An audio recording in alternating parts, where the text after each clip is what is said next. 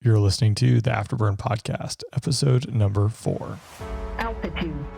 Tower, Delaware Spaces, release you, runway 4 left, wind 040 at 5, clear for takeoff. Seat tied, altimeter 0 eyes, we're clear for takeoff, clear for the airspace. Viper check 2.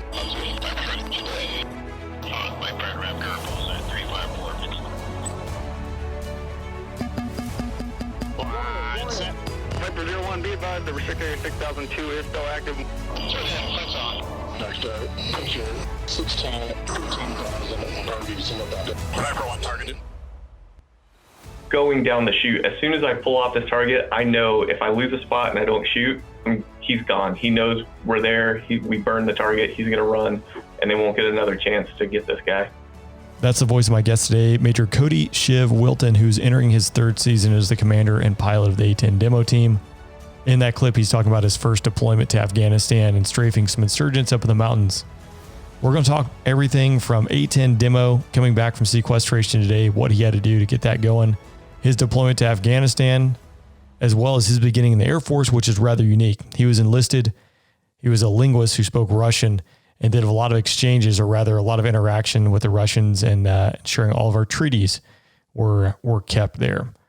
Before we get rolling into today's podcast, I'd like to thank my new Patreon supporter, Clay Rethlake, who joined at the Director of Ops level. Again, if you're looking for some additional content in between episodes, behind the scenes, exclusive Q&A, the ability to participate in some show development, as well as see who's coming on the show, a lot of other benefits there as well. You can go over to patreon.com/the Afterburn Podcast and support the show and get a lot of additional benefits there. I'd also like to thank my sponsor for today's episode, Wingman Watches. Again, if you have a group who's looking to build a custom watch, I highly recommend Wingman Watches. Swing over to wingmanwatch.com and start your build today. It's a veteran-owned company. Everything is built right here in the United States.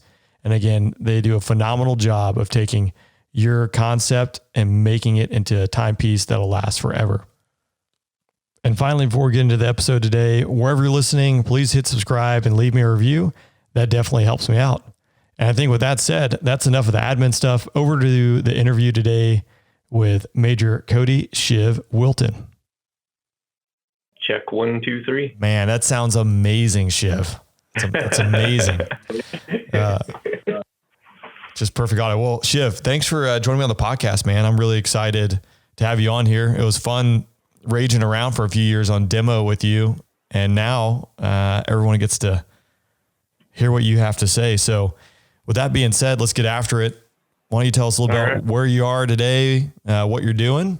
And I know people will be interested in hearing that. Awesome. So I'm Major Cody "ShiV" Wilton. I'm currently the A-10 demonstration pilot out at Davis-Monthan Air Force Base in Arizona. And with that too, you're rolling into your 3rd season as a demo pilot, right? Yep, doing a 3rd year. So a victory lap, we'll call it. Yeah, because normally it's just a 2-year deal, but back for one more. That's kind of exciting. Yeah, it's definitely exciting. You know, it just kind of lined up. We obviously you were there, but we stood up this program in 2018 from scratch, and obviously we made a lot of moves in the way the demo construct is set up within the Air Force and all those changes. So just kind of one more year to see some of the big changes go through before we hand it off. Yeah. So you stood the A-10 program back up. It had been shut down after sequestration for about 6 years, right? 7, yeah. And you've gone in just a 2.5-year time or 2-year time span, right? From standing the program up. And now you guys got jets that are painted with heritage colors and things like that. So you really have like transformed that program. Yeah, we've been pushing hard for everything. Probably, we win some, lose some, but we won a lot because we got a lot of great support throughout the wing. Actually, our wing commander and group commander, when we stood up the program, used to be safety observers and narrators back in the day. So they understood the importance, and that was huge. Yeah, I think it's one of those things, and it's a struggle. It's a long-term investment, and everyone at the wing who is worried about generating sorties this day, tomorrow, next week, or whatever it might be, it's really tough to see that when you're supporting a demo team, it's a long-term investment. It's going to be some 8-year-old kid who goes to an air show and never thought about flying or never thought about joining the military. And now the hook is there. And then 10 years later, they're pursuing a path. So with that being said, you kind of had a different path than or a slightly different path than most pilots get into the Air Force. Can you tell me about that? Yeah, so I was probably similar to you. In high school, I was eyeing the academies. And so that was where I was planning on trying to go and work my way up towards that. But unfortunately, I had, we'll call it a misstep that I'm totally happy with now. But, I had a daughter at a young age. So that kind of took the academy off the table. At that point, now I got to support my daughter and her mom and trying to figure out what I'm going to do. And obviously I was looking at going to the Air Force Academy. So enlisting became kind of a natural decision from there. So that's where it started. So I enlisted, at 18. And when I went to the MEPS office to get a job, you have this huge list of jobs and so many opportunities. You take the ASVAB, right? You get your score, and that's what qualifies you for different jobs. But it is a massive list of different jobs. And you're like, dude, I could be any of this stuff. And they're like, yeah, man, you scored. This is what you scored. So you can pick any of these jobs that you want to do, be who you want to be. Right. And, I just told him, I was like, which one gives me the most college credits? And he goes, oh, this linguist gig, that'll do that. You go out to Monterey, go for a year. It's a regionally accredited school. I'm like, sounds good. Most college credits. And it's like 45 college credits, for 1 year at Monterey or something like that. So that's how I ended up, picking that job. But when I enlisted, that was kind of the start of the whole process. Well, I always talk about, having a goal and going after it. And then there's going to be hurdles and setbacks. Obviously you had a hurdle to overcome initially, right? Being a young guy right out of high school and now has to support a family, but you still wanted to go fly. So was it, and that's what I think is really interesting is the fact that you knew you wanted to be a pilot and then still figuring out, hey, I have to kind of navigate this hurdle, which is, all right, I got to provide for the family, but I also need to get college credits and so going after it. I assume your drive, it sounds like it never changed and your focus really never changed. You were just adapting to the environment that you had. Yeah, exactly. And so part of that, there's actually another hurdle. So when I was a kid, back in the 80s, childhood asthma was a popular diagnosis that a lot of people had. And so when I went to enlist initially, I had high scores, everything, I had a lot of family in the military. And then they turned me down because I had childhood asthma, even though I went through the waiver process and, it said I was good, but somebody has to sign off on that waiver and he elected not to the first time around. And I was like, oh, well, this is terrible. So I started trying to shift my game plan and all that. And I actually, one day I'm like, you know what? No, I really want to do this. I want to be in the military. I want to be a pilot. This is my end goal. I actually ended up writing my congressman a letter. And I wrote it and kind of forgot about it. And then 2 months later, I got a letter back from that congressman that said, take this letter to any MEPS center you want to go to, and you will be in the Air Force. And that was it. It's really funny you mentioned that. I did an interview with a good buddy of mine who's F-35 pilot, Fitty, and similar there, he had a back injury, which they said, no way, no how. And he ended up writing his congressman. And not saying that's like the get out of jail free card, but no. With most things, there usually is a waiver involved. If it makes sense and it's safe, that it just takes the right person looking at it to say, yeah, this makes sense. We can let this guy go through, or this was like a erroneous or just a blanket, diagnosis as a kid, because that was the fad at the time or whatever it might be. So I think not taking no for an answer and pursuing it till the end, right? Until it is, no kidding, this is a no, or no, you know what? We can let this guy go through. So that's, how old were you? Again, you're kind of in high school when you're going through that process, right? Yeah, just finishing up high school. And I guess, again, the focus is just become a pilot. So you're going to do whatever you can to be a pilot, right? Yeah. So that was kind of the game plan going in. But, at the time now I've got a different focus, I have a different job. So, I enlisted, went to boot camp, went out to Monterey to learn Russian.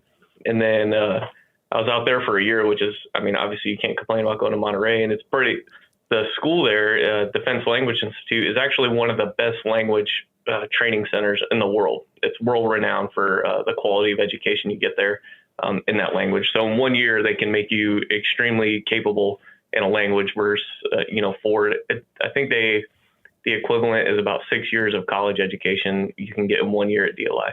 Yeah, that's incredible. So did you walk out fluent in Russian?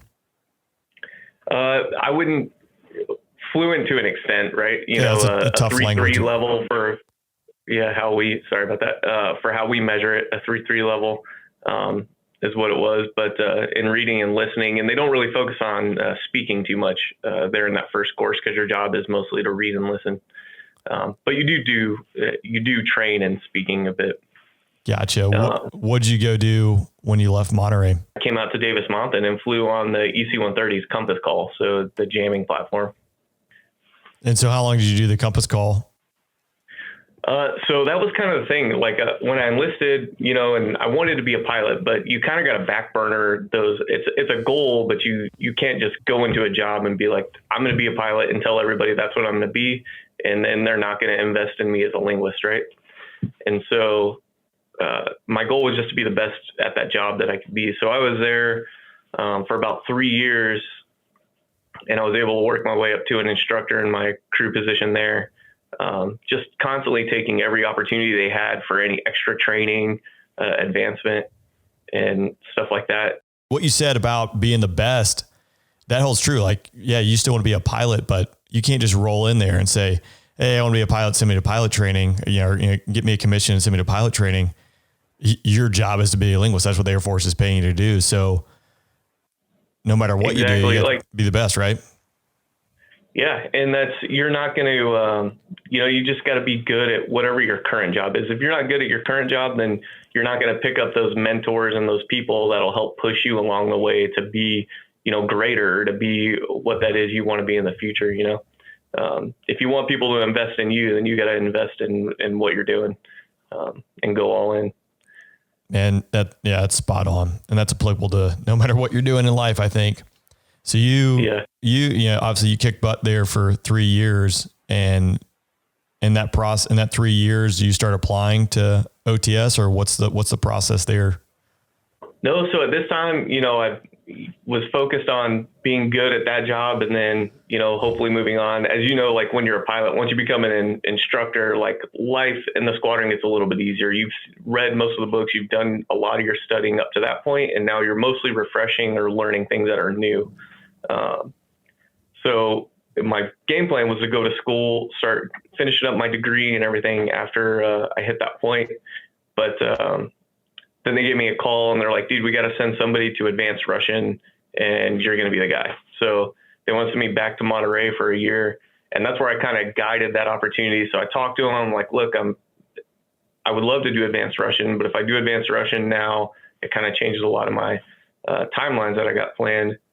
And so I worked that into going to do the open skies job. So they're like, hey, you take this advanced Russian slot, we'll let you interview to be an interpreter at the Defense Threat Reduction Agency, where we do the treaty work with Russia for the Open Skies Treaty and the START Treaty, and all that, which is an extremely interesting job.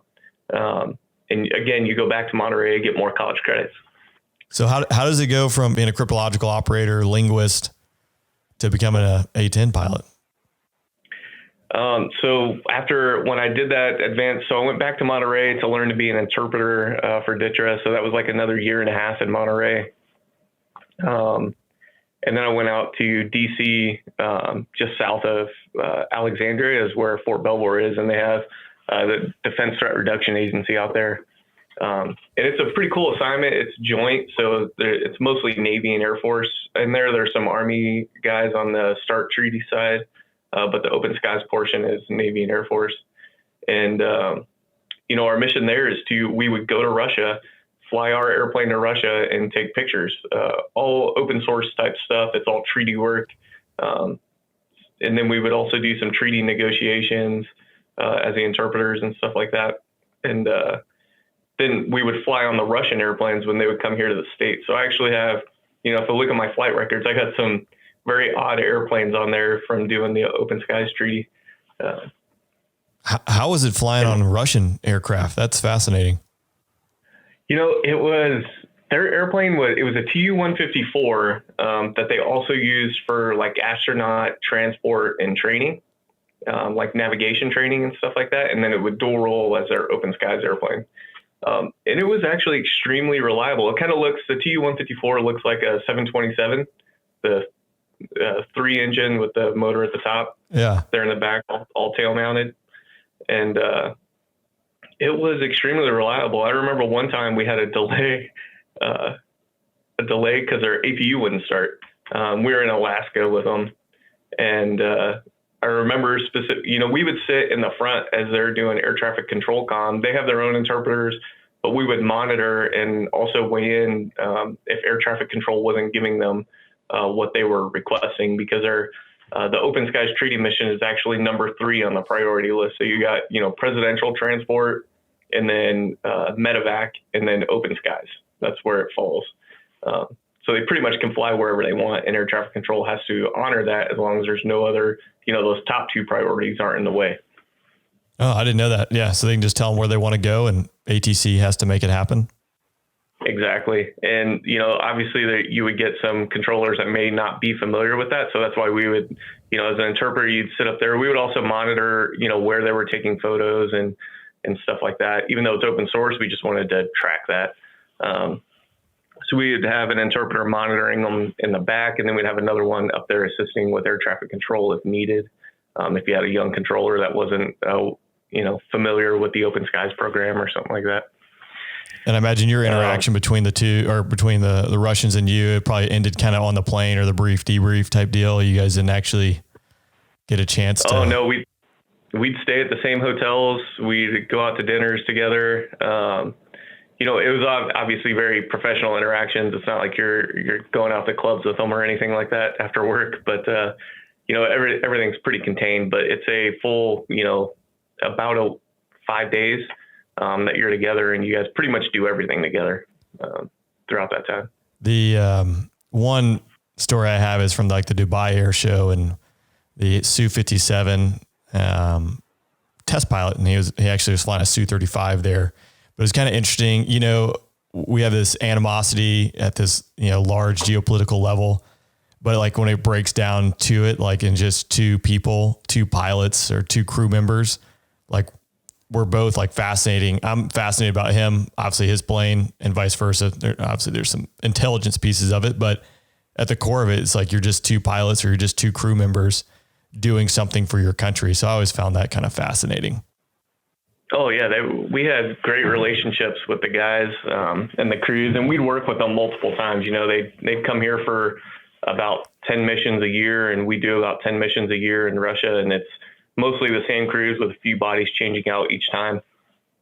So you get to know them pretty well, and they were all great guys. Yeah. That's really fascinating. A whole different world, and completely different from what you're doing today, huh? Oh yeah.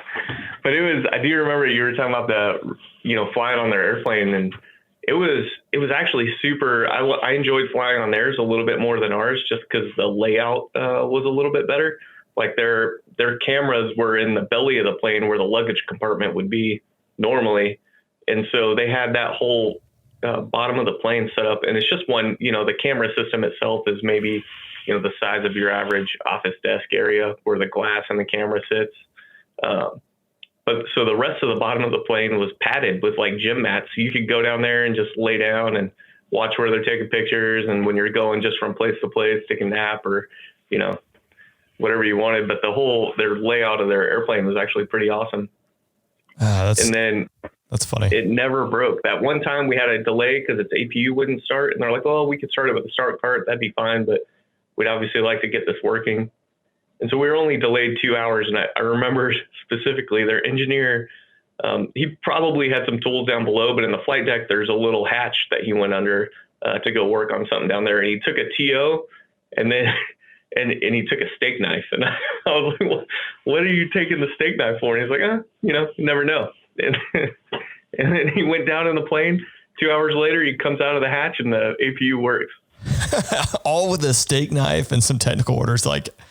Yeah, maybe he might have had some tools down there and been messing with me, but I was like, holy cow.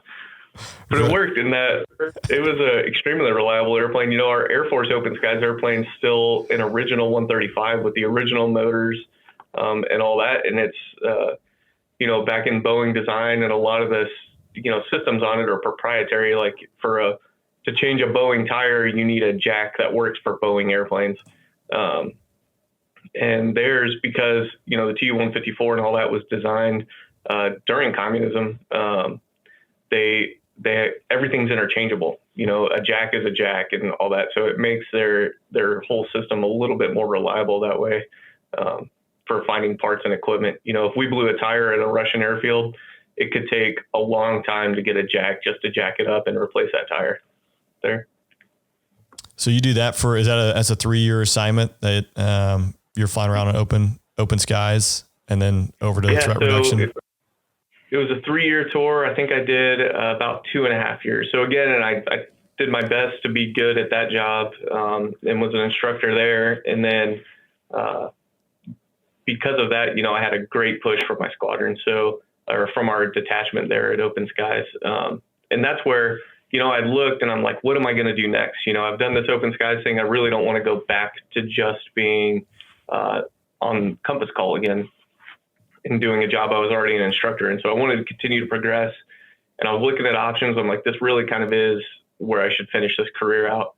And so that's when I really started buckling down, and I took a look at how many college credits I needed, what I needed to do to get my bachelor's, and then what I needed to do my OTS package after that, and make it as good of a package as I possibly could. When you go like, hey, you're going to go to OTS and you're going to be a pilot, like, you know what you're going into, right? When you start? Exactly.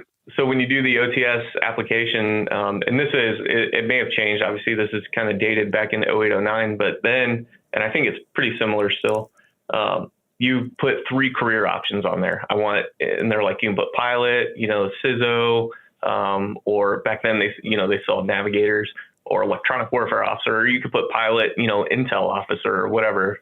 But you put 3 jobs on there, and obviously they will try to get you your first one. If you don't qualify for that, then they'll go for number 2. And they say on the application, they're like, don't just put 1 job, you know, put 3 jobs, give yourself options, and yada, yada, yada. Well, and I did not want to do that. You know, I wanted to be a pilot, and I'm like, if I can't do it in the Air Force, I'll find another way to do it. So I just put pilot on there to make it clear that I love it. Yep. Because I still had some time left on my enlistment, so doing Guard or Reserve wasn't an option at the time. And then, you know, there's still the Navy and Army. I was willing to go wherever it took to be a pilot, but that was my main goal. The premise of like, know what you want to go do, go be the best at it, and get after it doesn't change. I was kind of like you for ROTC. Like, I just put pilot. That's all I wanted to do as far as rated. Like, I didn't put navigator or anything like that. I was like, if I'm not a pilot, like, I'm going to eventually be a pilot. And so I'm gonna find a way to do it. But I definitely think you're right. Like, I don't think it changes. Like, OTS, while it's the shortest program to become an officer, getting an OTS slot is not always the easiest, right? Because you're competing with people who are already established in civilian careers. And then, I don't know, maybe the Air Force doesn't need that many pilots this year, and there's only 5 pilot slots. Like, you just kind of roll the bones. So I think if you want to be a pilot in the Air Force, going to Academy or ROTC is probably your highest probability of getting a pilot slot. Would you agree? Oh, without a doubt. So yeah, the OTS slots are just, it's a mixed bag on what you're going to get, but the Academy and ROTC have some guaranteed slots, you know? Yeah, absolutely. But obviously it works out for you. You get an OTS slot, right? And then obviously a pilot slot that goes along with that. Yep, correct. So it was like I said, I had great leadership there. So they helped me put together an awesome package to get through and to get into OTS. And, you know, from there, they just continued to push me on to further my career and my aspirations. So we moved, went to OTS down at Maxwell that summer, almost right away after I got picked up, maybe within 6 months of finding out I got selected for OTS. Yeah, that's awesome. Yeah, that was definitely a change, because I did boot camp, obviously, and I'm like, all right, it's probably going to be similar to boot camp. And it is not the same. OTS is definitely different. How so? I remember so day one, this kind of will sum it up, but my day one frustration is we went to class and they're like, you guys need to write a paper, print it out, bring it in. And, you go back to your dorm, and the dorm is a lot more lax. It's not, as much folding T-shirts and that extreme attention to detail on very minor things, but that's what they're teaching at boot camp. At OTS, it's more bigger picture, still attention to detail, but it's not folding shirts that they're worried about. But then they have us tell us they want us to write that paper, print it out, and bring it in the next day while we're at home during our study time or back in the dorms. And there's no printer. Like it's a figure it out mentality. Like, you guys can do this, and they just give you a task, and you've got to problem solve to execute that task. And you have to know that they know you don't have access to a printer. Like, that's going to be a challenge. But that's how they kind of present those problems. And that's like day one. And that's the rest of your Air Force career. Like, everything, you're never gonna have enough resources. You're never gonna have enough time. And you're always gonna be faced with all these different problems. And it's how do you deal with that? So that's interesting. That's how it starts off. I mean, again, attention to detail is inherent in that kind of problem solving, I think. Exactly. And so going through that, it just kind of put it into perspective on as a younger enlisted, and when you're in boot camp, it's like, we will give you the tools. Here's what we want you to do and how we want you to do it. And we want you to execute it with detail and precision. Where on the officer side, a little bit different is, here's the task we want you to accomplish. Figure it out. And prime example, as you fast forward, I know you did a lot of other stuff in your A-10 career, but standing the demo team up, like, there's no coloring book, there's no list of instructions how to do this, but you have to create this team and figure out how to go from point A to point B in a short period of time. And I think that's a prime example of the graduate level, from write the paper and print it with no printer to stand up a demo team in a matter of months with no guidance. Exactly. The same type of task, right? Problem solving. Yeah, that's what it's all about. All about problem solving, how you deal with it. I know obviously OTS goes well for you, then you're off to pilot training. Pilot training can be an episode in itself, but I kind of want to talk a little bit about the A-10 and your career in the A-10 and how you got to where you are today. So you go through the A-10 B course, learn how to fly the plane, how to employ the weapons. So about Afghanistan, how was that deployment for you guys? Were you pretty busy then? Actually, we weren't too busy. So we did a wintertime deployment. So obviously Afghanistan is extremely cold, especially up on the north side, high elevation. And so the fighting really slows down over the winter. So we got there in September and got home in April. And so throughout that time, most of the time it was pretty quiet. It was kind of the standard, 95% of your sorties are really kind of boring. But it's that other 5% of the time where things kick off and get interesting. That is really where you make your money and what they pay you for. Yeah. Did you have any of those 5% type sorties while you were out there, or again, was it kind of benign, just roaming around? No, I had a few interesting ones. You get a lot of the times, we get a troops in contact or stuff out there, but it would subside. The Army's pretty good at handling themselves most of the time. So they would call us, and then by the time we got there, things had slowed down a little bit. And the rules of engagement were extremely strict back in those years. I'm not sure if you deployed around that time as well too. What years were you there? It was 12 to 13. Okay. Yeah, actually I was doing the MC-12 in 2012. And I remember actually watching a HUD tape of a F-16 guy. And it was like he was a lawyer, a fighter pilot and a lawyer, in order to drop ordnance, going through the rules of engagement that had come out. Again, it gets, for those who don't know, it gets published and they could change daily as far as what's going on. And so he read to the letter, confirm you're cut off, surrounded with no means of escape. While you're dealing with someone on the radio who's getting shot at and fighting for their life. And again, you're dealing a geopolitical environment, and there's a lot of balancing that goes on. So it's not just roll in there and be the biggest, strongest, fastest, and blow everything up. You gotta know what the rules are and play by the rules, which can be challenging. Exactly. Extremely challenging. And so, the benefit of that is, I can leave that deployment knowing that I never had a civilian harm because of my action or anything like that, just because the rules of engagement were so restrictive that there was no way that there were any civilians anywhere near where I employed. Some missions where we get called in by ISR assets, and they were the only ones out there. And we had probably a more derogatory term I won't use for these missions, but we just show up, do the attack, and then we'd leave. They didn't want us to hang around. They didn't want us to be, a part of any after action type stuff or really anything leading up to it. They just wanted us to get in there, drop our weapons on the target, and get out. And most of these were high value targets. Yeah. So you work a couple of those while you're there? Yes. Yeah. And actually the first time, I strafed an actual, where I could see the target, the individual in my targeting pod and track them and strafe that individual with a gun was on one of those missions. And it was pretty challenging. We showed up, they called us. It was a long flight to get up there. It was way up in the north side of Afghanistan. I had never been up in that area before. In fact, I don't think our squadron had been up there yet. And extremely wild terrain up there. Had you ever went up that way? Yeah. I mean, the mountains are insane. And I remember actually seeing Mount Everest way off in the distance, and there's nothing but mountains. Different world. And this one was, there was this huge canyon, and there's a village inside the canyon. And I'm like, dude, I didn't know Afghanistan had its own Grand Canyon, but it was massive.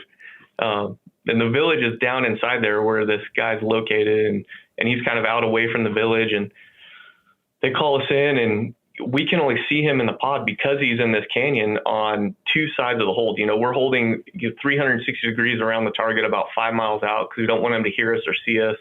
And we're looking through those targeting pods to try to find them. So there's only about a 20-degree window on the south side and on the north side where you can actually see the target. And the rest of the time you're blind. He could be moving, going somewhere else. And we'd have to pick him back up with help from the ISR asset that was on station. How was it? So you ended up strafing that high value target there in that canyon? Yes. How was it managing the terrain, positive identification of it? Like what were you guys doing? How did that flow? So the challenge, because of that small window where we could actually see him, our goal was we do what's a buddy strafe, where at this time I was a wingman. So my flight lead is going to laze him from his targeting pod. I'm going to pick it up, and then I'm going to strafe that laser spot on the ground, because I won't be able to actually physically see him through the HUD. But in my HUD, I'll have symbology on where that laser spot is. So I just need to strafe that laser spot. But due to that tight window where we can only pick him up, we had to figure out the geometry of how we're going to make that work so he can continuously laze him that entire time, that I'm down the chute, lining up my strafe and then pulling the trigger. So that was a challenge at first, figuring out how we were going to set that up, where we were going to put him so we could get a continuous laser spot while also not, lasing me in my cockpit, because I don't want that. Yeah, there's a lot going on. You guys are flying and managing, this terrain you're flying around, making sure you don't lose contact. That's a busy time. Yeah. And, we're doing this all on SATCOM, which how reliable that can be.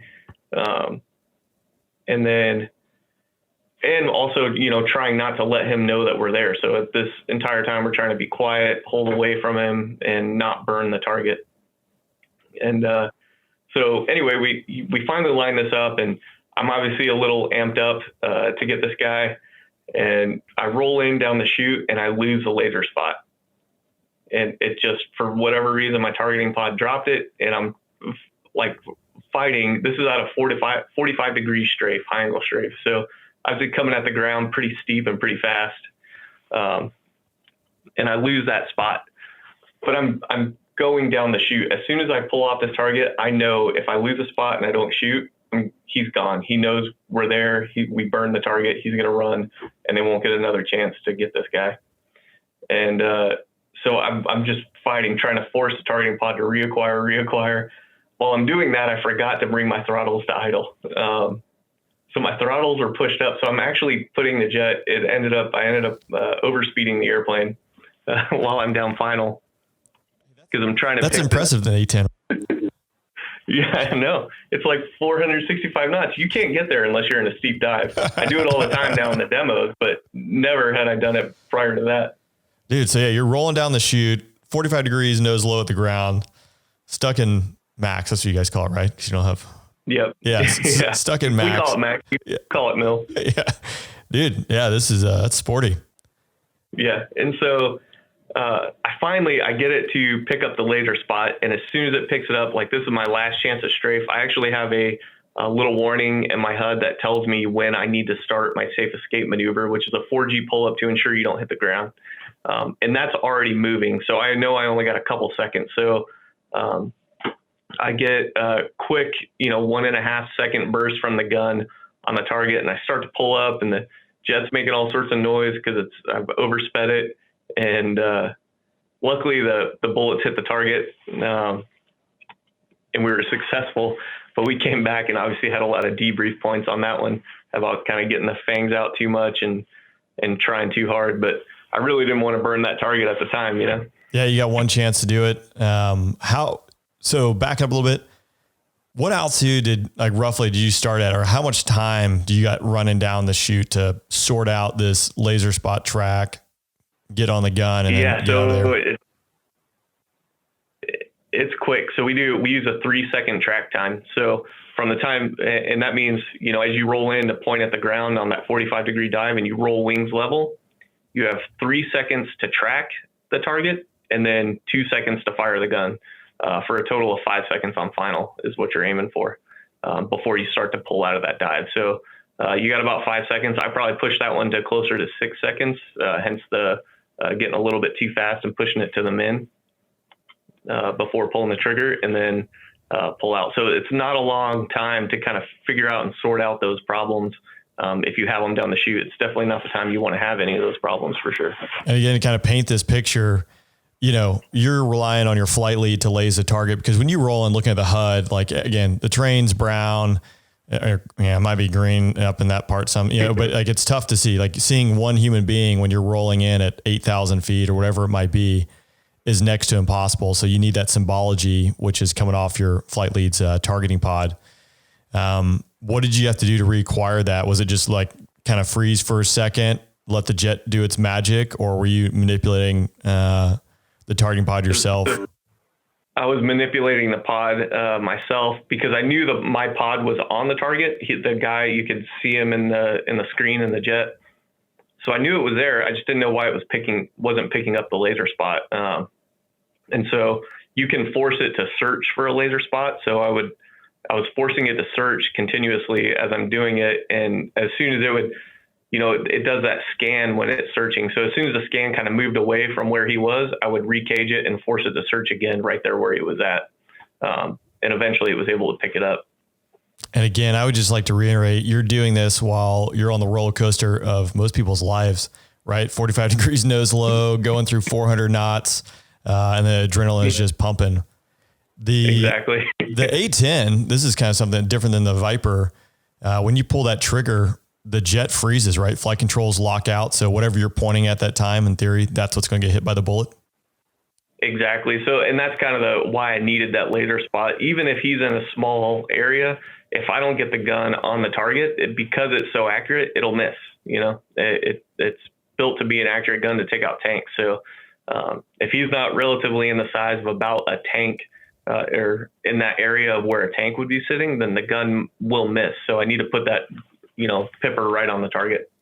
Yeah. Different than the Viper. You can just Zorro the target, which is most of the time when I strafe, but going that fast, the flight control logic starts changing, I think about 450 knots or so. And so if you're not off the trigger by then, the jet's going to perform differently. So that's pretty awesome that the A-10 does that. And it also allows you, if you come off the trigger, you guys will strafe twice, sometimes running down the chute, correct? Exactly. Yeah, you can do 2 target strafe.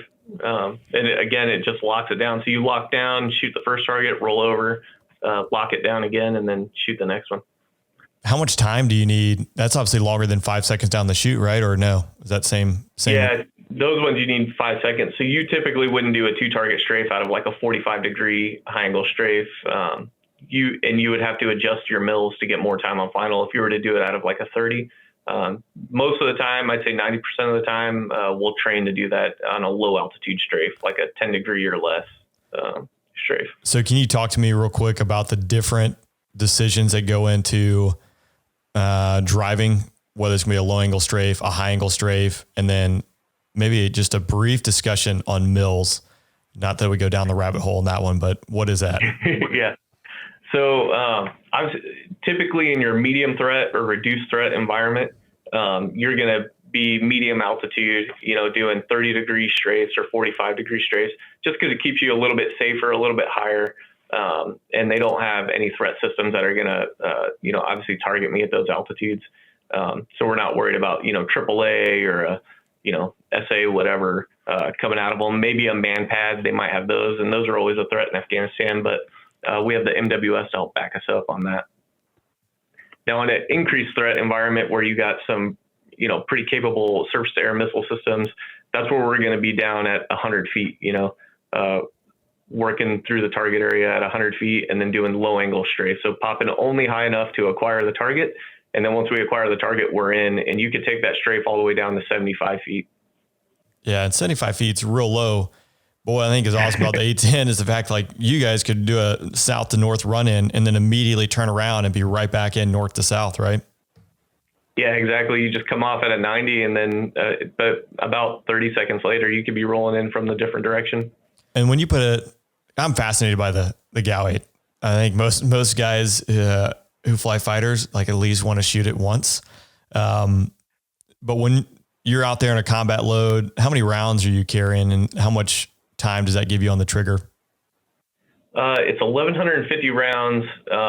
Typically our burst would be about a 2-second burst, which will, the first second is 50 rounds, but every subsequent second is 70 rounds.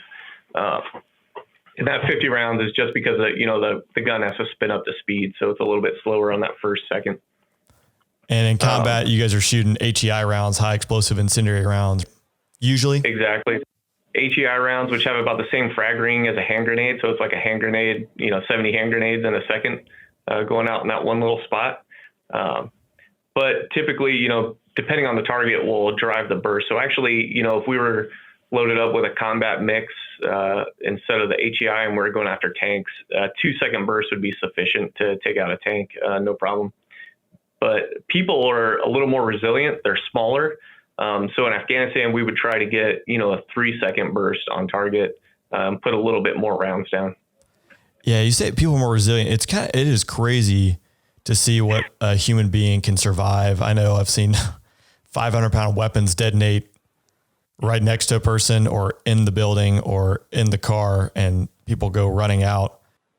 Yeah. I imagine A-10, usually the gun is kind of the default thing, but you guys carry a lot of other ordnance. Yeah, correct. We can pretty much carry almost everything that's out there right now, except we don't, mess around with the SDBs, the small diameter bombs, just because we, can't put as much smash on them as some of the other platforms out there. So it's not as effective as it would be. Well, you can't put enough smash unless you use your technique of just diving at the ground. But then again, it kind of defeats the point of the SDB. Yeah, exactly. And so going back a little bit when you were talking about obviously strafing and mills, for a 30 high angle strafe, we would start normally at 6 seconds. And what that will buy us is that 3-second track time, 2-second burst on the gun. And then we got to pull out to not go below 1,000 feet min altitude is what we're shooting for on those. If you wanted to, now you can take that, and that's all math and geometry as you're familiar. But you can take that triangle of the strafe pass and extend that out.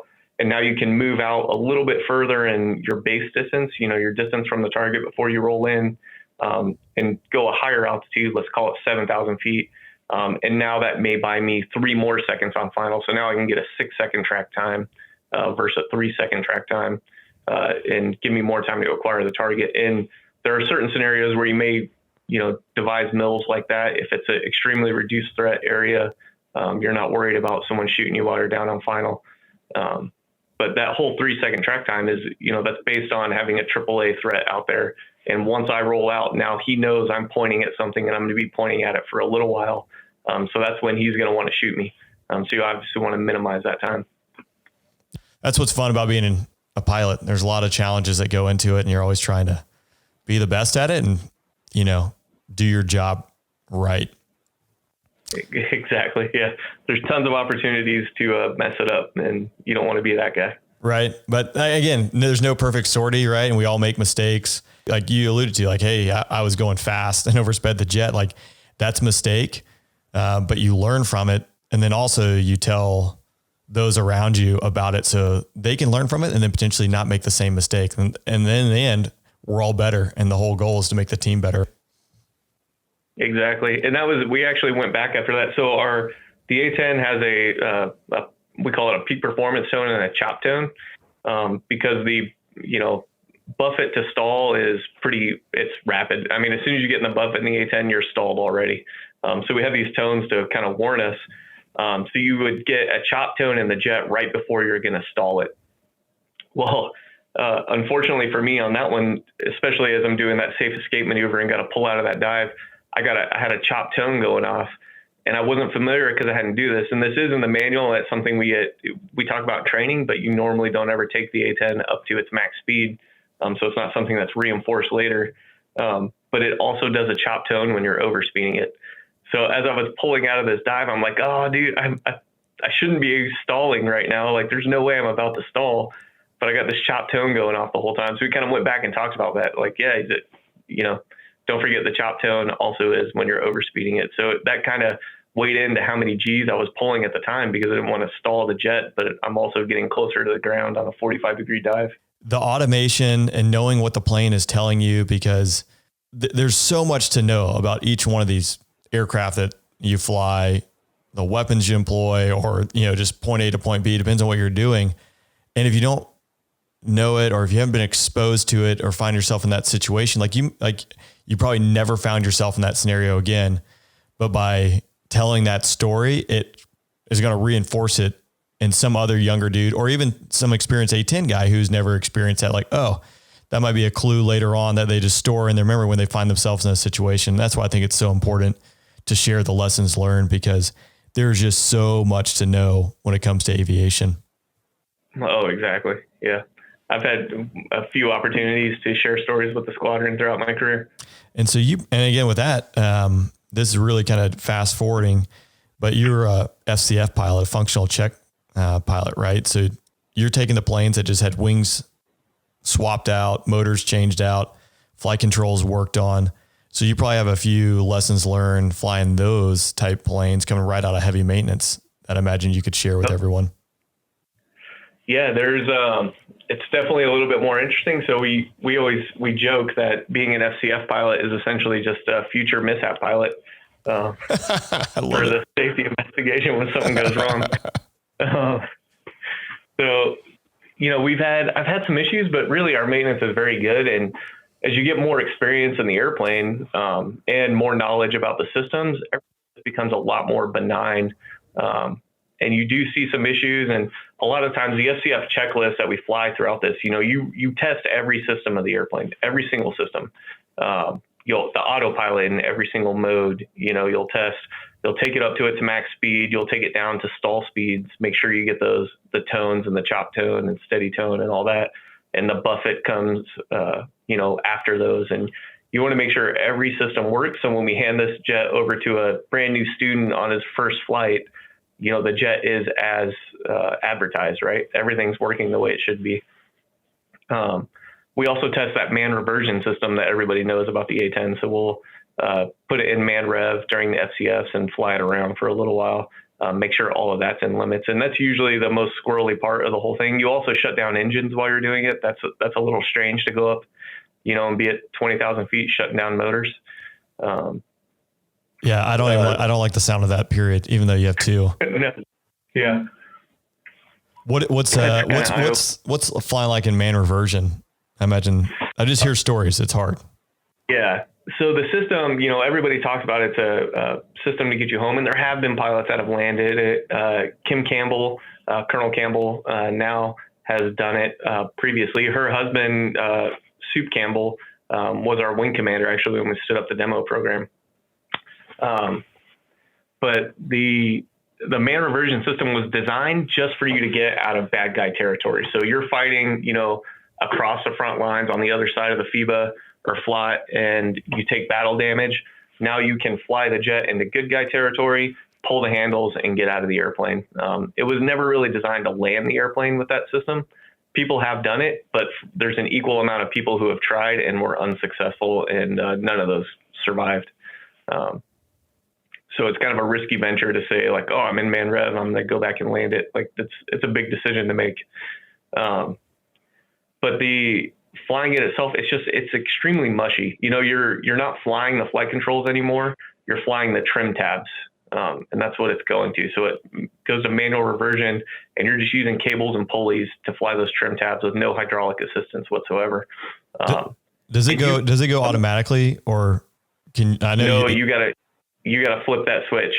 So there's a switch back there, and as soon as you flip it, if you have good hydraulic systems, it will deplete those hydraulic systems, take them down to zero, and then it'll essentially change over the servos and do an aileron float up. And then now it's disconnected from the ailerons. It disconnects the flight controls from them and is connected to the trim tabs instead. And obviously when you flip the switch back, then it re-energizes the hydraulic system. Exactly. It'll re-energize the system. It'll go back over and it'll be a normal airplane again. Oh man. I just think flipping that switch on a good airplane that makes me cringe. But obviously you got to test it, because if someone ever needs it, that's what you want. And you mentioned FLOT earlier, a forward line of troops there. So really it's just to be in bad guy territory and get you across the line. So when you hop out of the aircraft, you got friendlies that are coming to get you versus the bad guys, right? Exactly. And that was the entire intent behind the system. And it's a great system. When we do the FCS, we'll take it out. So part of this, it's all flight control rigging, obviously the A-10 is still just a hydraulic flight control system with the stick, your standard old school system, which I think, us and the F-15C are probably the only ones, only current fighters that are not a Flickus type system, right? That you guys are used to. Yeah. I don't understand why you wouldn't have fly-by-wire, but it definitely has it's paid dividends in the A-10, because like you mentioned, Colonel Campbell, she got shot up over Iraq and was able to get the jet back. And I think if people Google that, that plane was it was like Swiss cheese, just riddled with holes. Exactly. Well, Shiv, you have a fascinating career, going from the enlisted side of the house, kind of navigating some hurdles that you had to get around in order to become a pilot.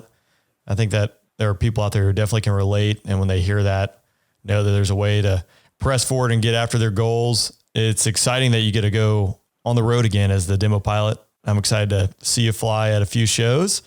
Is there anything else you wanted to talk about or say to people who are listening in today? I hope they come out to some shows and talk to us a little bit more, but I'm excited to get back out there. I mean, how much fun and what a great opportunity the demo program is. So I'm excited to do it for a third year and see how much I improve even this year over last year. Obviously we get better every time we go out there and practice. So I'm excited to get out there and try some things new and really perfect my craft a little bit. It's the best job that's out there. For those listening, you can find Shiv at ShiV Wilton. I'll post it up there on Instagram, as well as the at A-10 demo team, where you can get a lot of extra content, see some cool videos of Shiv flying around in the mighty Hawg, and then get out to an air show and see it in person, because that's really the best way to do it. Yeah, man, come out and see the Hawg. Hopefully we'll put on a good show for everybody. Absolutely. Shiv, thanks for the time today.